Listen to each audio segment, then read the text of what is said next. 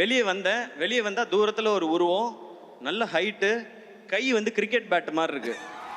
ஆள் அப்படியே திரும்பினா அது வித்யுத் ஜாமால். அது அவர் வந்து ஹாய் அப்படின்னு கை கொடுத்தாரு. நம்ம வந்து வேஷ்டி சட்டை நெத்தியில பட்டை போட்டுக்கிட்டு ஹாய் அப்படின்னு சொல்லி கையை கொடுத்தேன் நான்.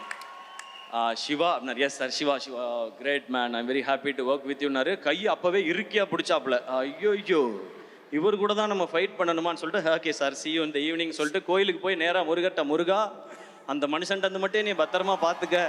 ஒரு பஞ்சு மூஞ்சில் விழுந்தாலும் உனக்கு என்னை அடையாளம் தெரியாமல் போயிடும். இது ஓம் பொறுப்பு, நீ பார்த்துக்கன்னு சொல்லி வந்தேன். அப்புறம் அந்த ஃபைட் வந்துச்சு, கிளைமேக்ஸ் ஃபைட்டு. அப்போ நான் மனசுக்குள்ளே நினச்சிக்கிட்டதெல்லாம் ஒன்று தான், அடிக்கிறோமோ இல்லையோ தடுக்கிறோம். லோஜக் மோஜக் பஜக், இதுதான் நம்ம தாரக மந்திரம்னு சொல்லிட்டு அங்கே போனேன். ஆக்ஷன் பண்ணும்போது அந்த ஆள் தடுக்கிறாப்புல, தடுக்கும் போதே வலிக்குது. நான் அங்கே நின்று பண்ணிட்டு வெளியே வந்து